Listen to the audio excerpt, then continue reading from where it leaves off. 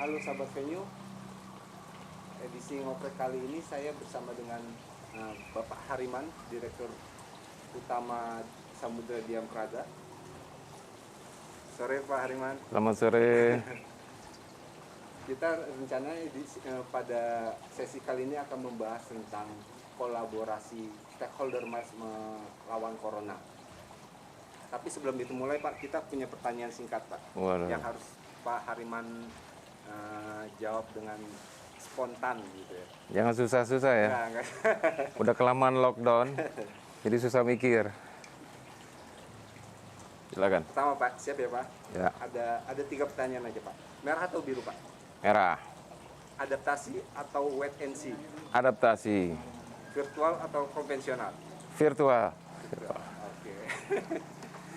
Oke, kalau merah saya mungkin ini sesuai dengan logo Samudra pasti ya Pak. Kenapa warna merah Pak? Merah itu kalau menurut saya itu banyak maknanya lah ya. Salah satu semangat, kita memang harus terus semangat. Mau kondisi apapun kita harus semangat. Kebetulan bendera kita juga merah ya. Jadi ya itulah warna kita yang kita pilih. Ya. Ada historisnya mungkin? Nggak ada juga sih. Sebenarnya sebelum saya masuk juga, artinya saya meneruskan perusahaan ini udah merah sih, logonya udah merah. Merah abu-abu gitu. Tapi akhirnya saya tekankannya warna merah selanjutnya. Karena ya itu, melambangkan kita harus berani lah, semangat, berani dengan kondisi apapun, ayo aja. Nah, terkait dengan kondisi saat ini Pak, Ya. COVID ya, kita jadi terdisrupt semua kan ya, segala bisnis, nggak hanya kesehatan. Ya. Di Samudra sendiri Pak, kondisinya seperti apa? Seberapa besar kejahatan COVID Ya, terhadap ya. Samudra Pak? Si corona ini ya, kesian juga jadi terdakwa ya. Ya pasti terdampak ya, terdampak. Tapi ya kita harus juga lihat positif-positifnya lah ya. Ya kayak kita lihat nih, ini memang pelajaran untuk kita. Banyaklah kita belajar dari si COVID, mulai dari kesehatan ya. Kayak kesehatan yang sederhana aja lah, kita tiba-tiba menjadi sangat concern kesehatan. Kita ingat waktu bulan-bulan Februari, Maret ya, waktu awal-awal masuk, semua orang bicara kesehatan. Menunya itu kalau di sosmed selalu kita lihat cara bagaimana kita sehat. Wah, ya kan? Tarik napas sampai berjemur jam 10. Dan kita ngikutin. Sebenarnya orang Indonesia patuh-patuh juga, kita ngikutin. Saya pun mengikuti. Jemuran jam 10. Terus besok ternyata dibilang salah. Harusnya jam 8. Kita pindah lagi ke jam 8. Ya, intinya satulah, kita jadi concern kesehatan, juga kebersihan. Ya, kebersihan kita juga sangat bersih lah sekarang. Jadi banyak hal-hal yang kita pelajari, maknanya bagus seperti bisnis. Kita kerasa seperti ke Samudra juga, ya. Jadi tiba-tiba kita menjadi efisien. Ya, yang tadinya mungkin rada-rada boros, dengan kondisi gini kita diajarkan untuk efisien. Ya, kita kerja di rumah ternyata efisien juga tuh, efektif. Ya, listrik kantor jadi berkurang karena kita bekerja di rumah. Walaupun karyawan saya pada protes, iya Pak, biaya listrik pindah ke rumah, ya kan. Tapi itulah kira-kira menurut saya banyak hal yang walaupun kita pasti terdampak, ya Samudra pasti terdampak karena apa namanya ya industri kita pameran, ya pasti terkait dengan keramaian orang itu pasti terdampak, pemerintah melarang dan sebagainya itu terdampak. Tapi kita belajar banyak lah ya, dengan kondisi ini kita menjadi efisien, kita juga menjadi lebih kompak ya, dengan pemilik, manajemen sama karyawan tuh jadi kompak. Kita pakai Zoom, nggak ada alasan lagi nggak bisa meeting. Ya, terus kita bisa berkomunikasi, banyak hal sebenarnya. Jadi menurut saya terdampak, tapi kita juga harus bisa belajar dari kondisi ini dan juga kita harus beradaptasi. Berapa banyak Pak bisnis yang melayang karena COVID-19 ini? Saya nggak tahu, tapi pastinya hampir seluruh industri itu terdampak ya. Hanya beberapa industri mungkin yang bahkan mungkin malah jadi bagus ya, kayak industri kesehatan, industri peralatan kesehatan ya, obat-obatan, terus kemudian juga makanan, terus energi mungkin ya. Tapi in the long run mungkin akan juga bermasalah kalau misalnya terus-menerus. Ya kalau yang paling kena seperti kita. Tapi ya saya sampaikan kepada karyawan saya, tim saya, bahwa ini semacam kayak evolusi, ya, sebagai semacam adaptasi. Kalau kita bicara seleksi alam, ya adaptasi, ya. Jadi ada beberapa hal yang harus kita pelajari. Kalau misalnya udah bicara seleksi alam, kita bicara surviving, kita bicara juga survivor. Survivor itu adalah siapa sih yang nantinya akan hidup, yang bertahan. Saya katakan kepada karyawan saya ada 3 hal. Perusahaan, kalau kita kaitkan dengan perusahaan, ada 3 perusahaan yang kalau COVID ini berlalu atau si corona sudah bosan, ya, dengan menyebarkan penyakit itu, perusahaan itu punya 3 hal. Yang pertama adalah tentu dia memiliki cash flow yang baik, ya, cash flow yang baik. Ya, cash flow itu ada 2 tuh, itu berupa cadangan atau tabungan. Satu lagi lah income yang terus menerus, ya. Kalau kita ngomong tabungan, waktu kecil kita ingat sekali diajarin suruh nabung. Nah ini sebenarnya, jadi ini advice juga kepada teman-teman, tidak perorangan saja, perusahaan tuh harus pandai menabung. Ya, paling kurang itu perusahaan punya tabungan yang bisa bertahan 1 tahun. 1 tahun, Pak. Paling kurang dia bisa menggaji karyawan 1 tahun, bisa bayar listrik 1 tahun. Itu yang ideal. Jadi tentu kan harus pelan-pelan. Ya, jadi manfaatnya adalah menabung seperti sekarang. Jadi kalau cash flow bagus, bisa karena cadangannya ada. Yang kedua income terus-menerus. Nanti saya cerita bagaimana income terus-menerus.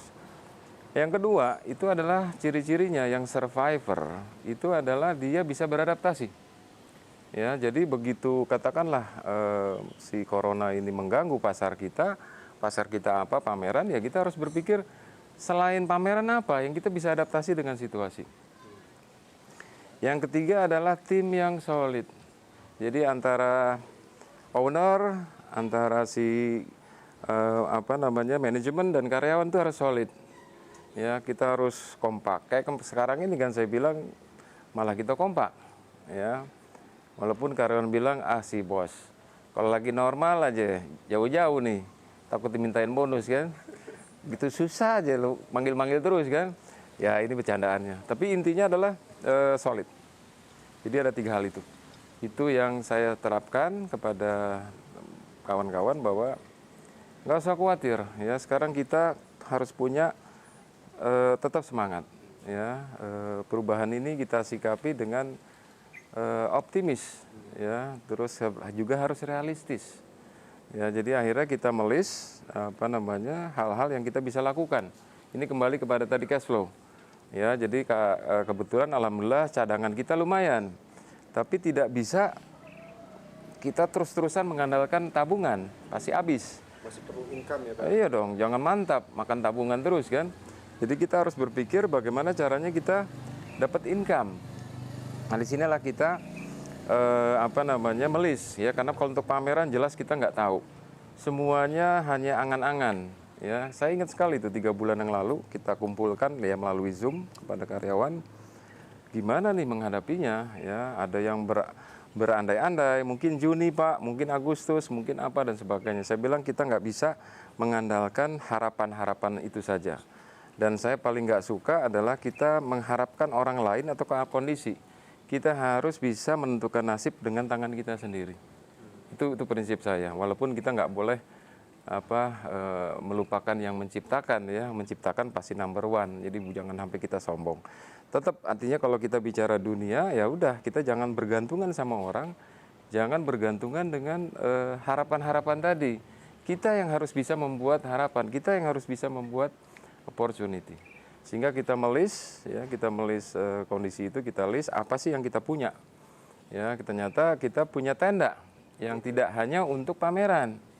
Gitu loh, ya. Jadi kita lihat, oke, tenda ini selain untuk pameran apa dengan sesuai dengan kondisi ini yang disebut adaptasi. Nah, kita akhirnya merumuskan ini bisa untuk rumah sakit. Karena kondisinya kita lihat bahwa pasti ada penambahan pasien dan sebagainya. Dan alhamdulillah 2 bulan yang lalu itu Rumah Sakit Persahabatan menghubungi kita. Dia membutuhkan ternyata bukan hanya APD, tapi membutuhkan juga ruangan-ruangan emergensi tambahan. Yang kondisinya itu harus sebelah rumah sakit. Karena supaya mobilisasi alat medisnya lebih mudah. Ya jawabannya tenda lah. Ya. Nah, jawabannya tenda. Akhirnya kita terimalah pasti ini sebuah masukan. Walaupun memang budget mereka tidaklah terlalu besar, ya. Disinilah mungkin ada unsur kolaborasi nih. Kolaborasi kita dengan siapa? Yaitu dengan mitra kita AC dan genset. Jadi karena tenda ini tidak sekedar tenda tok. Jadi harus seperti rumah sakit yang selayaknya. Jadi dia ada partisi, ada lighting, AC dan sebagainya. Nah, kita tentu harus menggandeng mereka. Ya, kita berkompromi sama mereka. Harga tuh jangan terlalu ini dulu lah ya. Karena kita berharap-harap nanti ya, tetap harapan harus ada ya. Berharap nanti kalau kita sudah lakukan ini ada permintaan selanjutnya. Ya, dan kita delivery, boleh dicek di Rumah Sakit Persahabatan, mereka happy. Dan alhamdulillah juga permintaan makin banyak nih khususnya dari luar kota. Ya, buahnya mulai kelihatan. Ya. Kemudian kita list lagi apa yang bisa kita kerjakan, termasuk interior. Interior itu pekerjaan kita juga di luar pameran. Dan alhamdulillah kita kontak, dan ini lagi bottom line-nya, menjaga silaturahim itu penting. Ya, dengan kondisi begini kan, waktu kita kemarin lockdown ngapain ya, WA temen dan sebagainya. Alhamdulillah kita punya koneksi, salah satu bank, bahkan ada beberapa bank itu minta direnovasi, dan nilainya cukup besar yang di luar kota sih ya.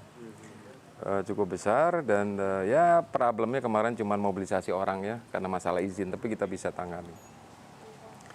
Dan ada beberapa lagi pekerjaan ternyata, jadi kita harus bisa beradaptasi. Salah satunya, ini agak jauh nih dari pameran, yaitu adalah pengerjaan penggalian kabel fiber optik. Fiber optik. Yes, itu ada salah satu PT, saya tidak perlu sebutkan. Ya ini tadi, silaturahim penting. Ya, kedua adalah kesiapan kita. Untung alhamdulillah selalu kita siap. Ya, jadi izin-izin kita juga ada pekerjaan yang membutuhkan penggalian, itu ada gapensi dan sebagainya, kita punya sertifikat itu. Sehingga untuk kenalan saja atau silaturahimnya nggak cukup, kita harus siap. Jadi kenalan saya mengatakan, oke, lo bisa kerjain nggak ini? Lo punya nggak sertifikat ini? Alhamdulillah memang sudah diatur ya. Jadi ada semuanya, dan kita mendapatkan pekerjaan itu. Kita udah mulai di Jabodetabek. Ya, jadi ternyata ada industri juga yang tidak terkikis dengan masalah ini, itu adalah teknologi, terus kemudian seperti kayak fiber optik ya. Itu terus berjalan, bahkan semakin dibutuhkan. Dan pekerjaan ini lumayan prestigious karena si bohir kita ini adalah permintaan dari Amazon dan Google ya untuk fiber optik. Jadi kita masih ada ya. Jadi terjawab tuh cash flow-nya dengan cadangan plus income tiap bulan masih ada. Ibaratnya mobil itu nggak perlu bensinnya penuh-penuh banget. Yang paling penting terisi terus. Karena kita nggak tahu nih mau berhenti di mana. Kita apakah mau berhenti di Lampung, mau di Palembang, mau di Medan atau di Aceh atau sebagainya. Kita belum tahu. Yang paling penting terisi terus dengan cadangan yang ada plus income. Dan yang kedua tadi adaptasi. Kita harus bisa beradaptasi. Yang ketiga tadi solid. Bagaimana saya bisa bekerja dengan sendiri? Kita harus bersama-sama. Jadi kolaborasi mini ini, ya kolaborasi mini dengan tim, dan ada beberapa partner, ya terbatas memang. Jadi dengan kondisi yang krisis saya katakan, kita harus bisa beradaptasi, kita harus berani, kita harus optimis, tapi jangan diucapkan saja, kita harus lakukan. Saya kira itu sih ya, kalau misalnya ditanyakan gimana nih Samudra menghadapi krisis seperti ini, alhamdulillah kita masih bisa berjalan. Sebenarnya kalau yang interior design itu salah satu divisi di Samudra yang sudah iya, lama ya Pak? Sudah lama. Jadi alhamdulillah kita selalu punya cadangan, ya nggak sengaja juga sih sebenarnya. Ya artinya dalam perjalanan aja ada permintaan, jadi kita punya divisi sendiri. Nah terakhir ini memang interior nih agak jarang. Terakhir itu kita buat membantu grup Santika, ya, hotel dan sebagainya. Terus kemudian karena sibuk pameran kita stop dulu nih. Tapi dengan kondisi ini hidup lagi. Tenda pun demikian. Ya tenda pun menjadi tancap gas nih. Ya dan permintaannya ternyata bukan hanya rumah sakit. Ada tambahan gudang misalnya untuk alkesnya, makanan dan sebagainya. Jadi alhamdulillah. Pak Hariman, terkait kolaborasi ini kan semua sektor suffer ya, perusahaan juga banyak yang suffer, yang pemotongan gaji, bahkan ada beberapa yang mem-PHK kan. Ya. Jadi memulai start aja mereka agak sulit, Ya. apalagi untuk promosi ya. Persis, betul. Di sisi lain, organizer juga Ya. mengalami hal yang serupa, Serupa. ya. Vendor juga, Ya, pelatih juga pasti kena terdampak. Kira-kira ada ide apa Pak untuk kolaborasi Nah, ini bagus nih pertanyaan. Jadi kalau kolaborasi kan temanya juga kolaborasi kan. Itu sebenarnya dibutuhkan dalam kondisi kayak gini. Walaupun kita lihat situasi ya. Kolaborasi itu kalau kita lihat semangatnya ya. Semangatnya itu adalah lebih baik kita menyelesaikan permasalahan bersama-sama dibanding sendiri. Itu semangatnya. Nah, saya ingat dulu tuh ya sebelum COVID pun banyak teman-teman kita kolaborasi. Tapi mandek. Ya nggak semua ya, tapi banyak saya ngeliat perhatiin mandek. Kolaborasi itu mandek di jalan. Ibaratnya orang tuh semangatnya cuma awal-awal aja. Anget-anget tai ayam. Ya. Saya perhatikan mengapa mereka kok gagal dalam berkolaborasi. Padahal kolaborasi itu sebenarnya dibutuhkan, apalagi di tengah pandemi ini. Saya lihat bahwa prinsip-prinsip dari kolaborasi tidak dipenuhi. Nah, ini apa aja sih prinsip-prinsipnya? Yang pertama adalah setting your goal dulu. Ya, kalau kita bicara kolaborasi itu mesti nggak sendiri dong. Kolaborasi itu lebih dari satu. Berarti kalau udah lebih dari satu, pemikirannya beda-beda.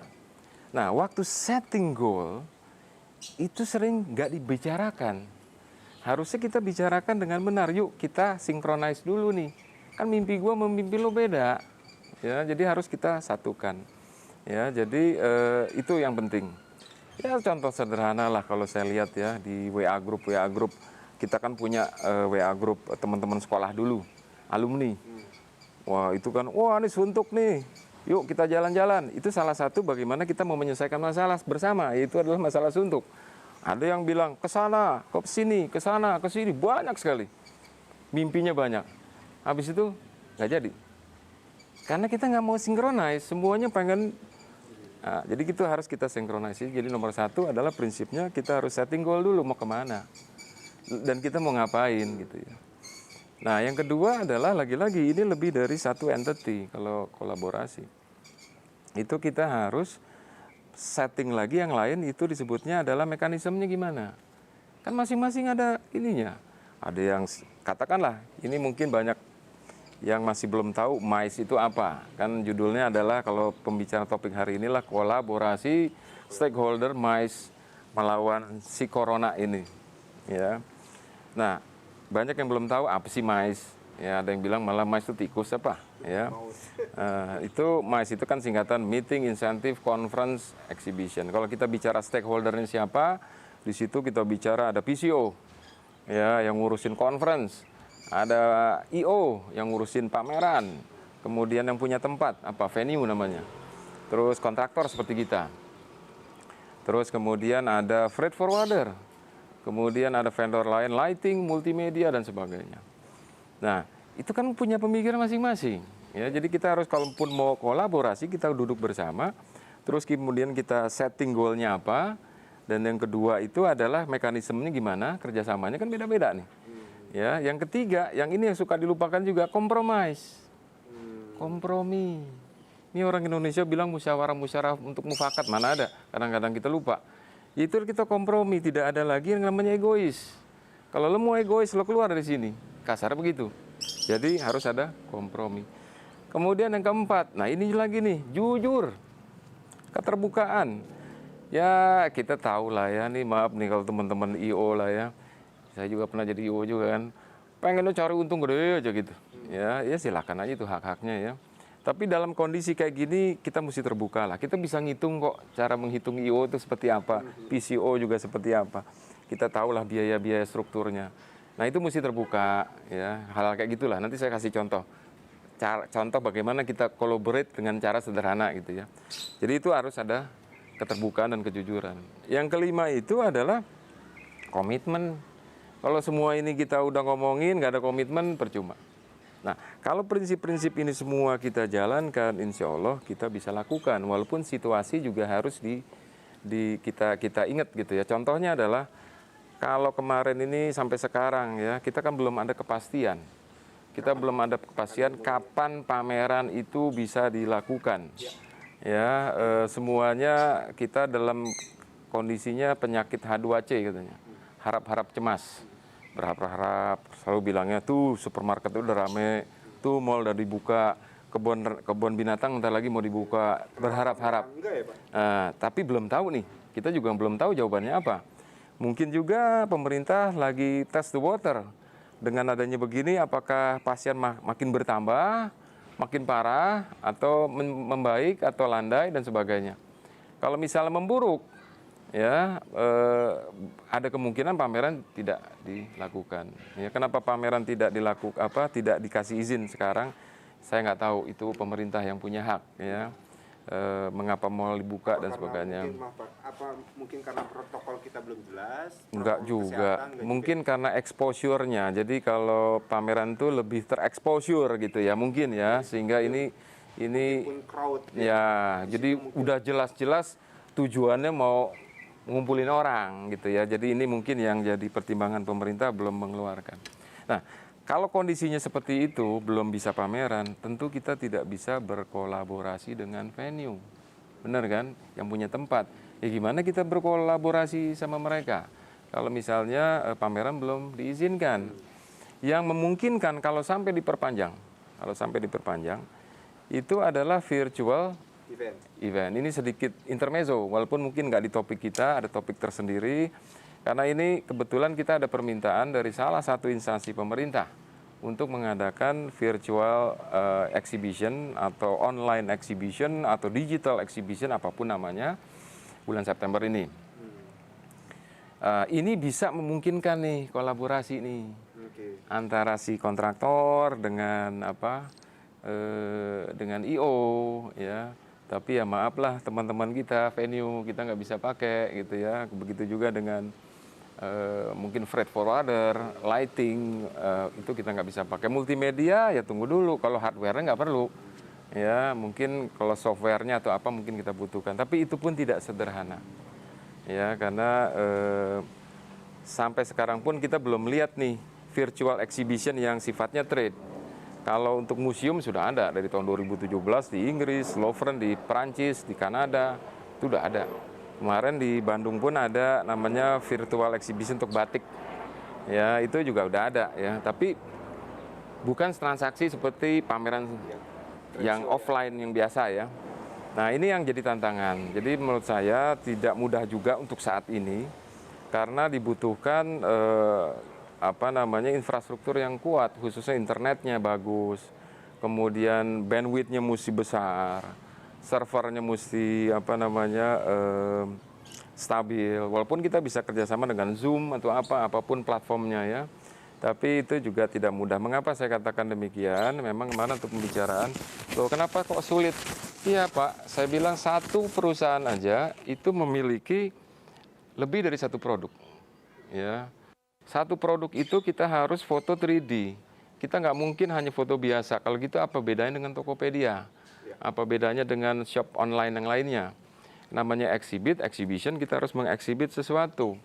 Ya walaupun kita nggak bisa langsung merasakan, nggak bisa mencium dan sebagainya, tapi paling kurang sudah terlihat lebih jelas. Itu harus adanya semacam 3D. Nah, kalau kita satu produk dibuat 3D, itu kan perlu berapa entah apalah istilahnya, karena tim IT saya lebih ngerti tuh, bandwidth-nya harus besar dan sebagainya. Jadi nggak mudah juga sih, gitu, nggak semudah kita ucapkan. Walaupun saya melihat sekarang arahnya udah ke sana. Makanya itu tadi di pertanyaan virtual atau apa, saya bilang virtual. Kenapa? Supaya kelihatan gue adalah orang yang visioner gitu ya. Karena saya ngelihat ini yang harus kita perhatikan. Nah, sedikit lagi intermezzo bahwa kalau sampai kita kolaborasi tadi, terus kemudian kita bicara dengan masalah visual, virtual exhibition, itu sebenarnya apa? Ada sebuah opportunity bagi misalnya katakanlah provider internet atau platform apapun, tapi jadi ancaman loh. Bisa menjadi ancaman kalau ini direspon oleh masyarakat dengan baik dan akhirnya pada suatu hari bisa menggantikan offline exhibition. Siapa yang harus menjerit pertama? Ini saya tahu nih pada marah nih kalau saya ngomong. Venue. Jadi mulai dari sekarang venue itu yang punya tempat udah harus berpikir jalan lain. Walaupun tadi pagi saya baru bicara dengan kawan saya, kawan baik saya, partner saya yang punya venue terbesar di Bali, marah sama saya waktu saya bilang seperti ini. Ibaratnya kan dia bilang, gile lo mau bilang gue punah, kan gitu kan.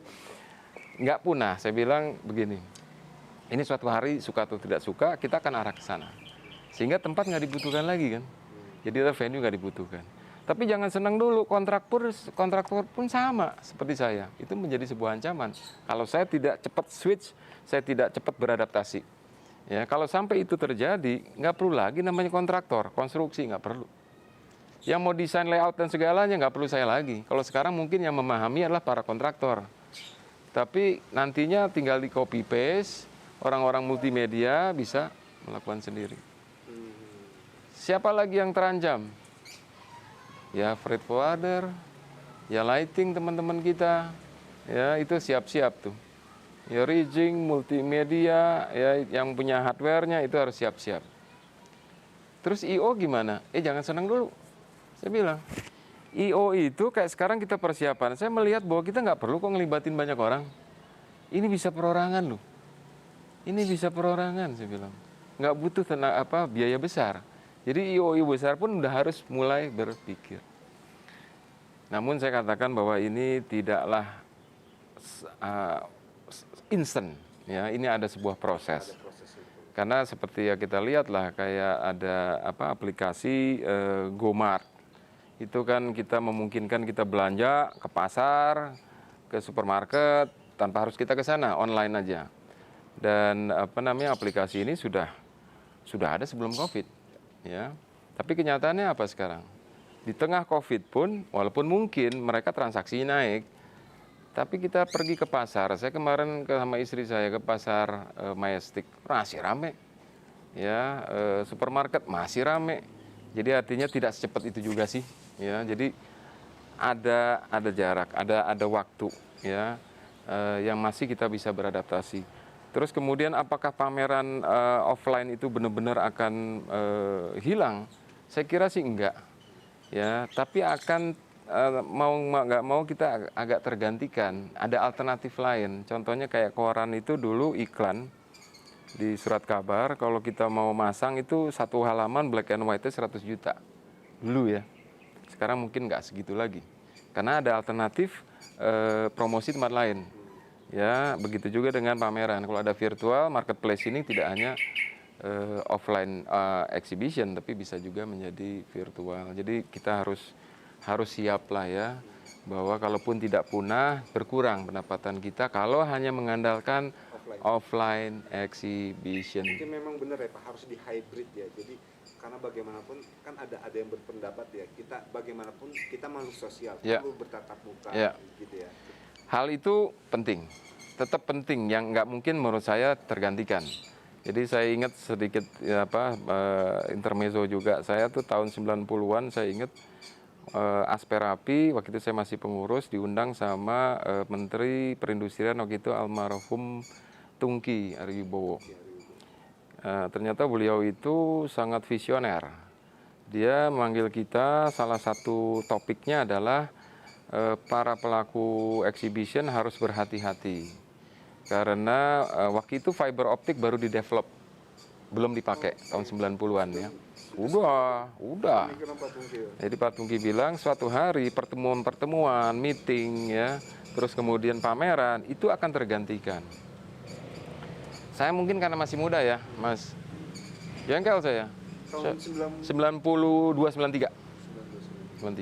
Saya angkat tangan karena saya nothing tulus. Kalau sekarang mungkin saya nggak berani. Jadi saya mendingan diem di belakang. Tapi ya gitu saya masih idealis. Saya mengatakan, Pak, maaf saya tidak setuju. Waktu bilang saya nggak setuju tuh namanya ajudan apa semua nyatet tuh.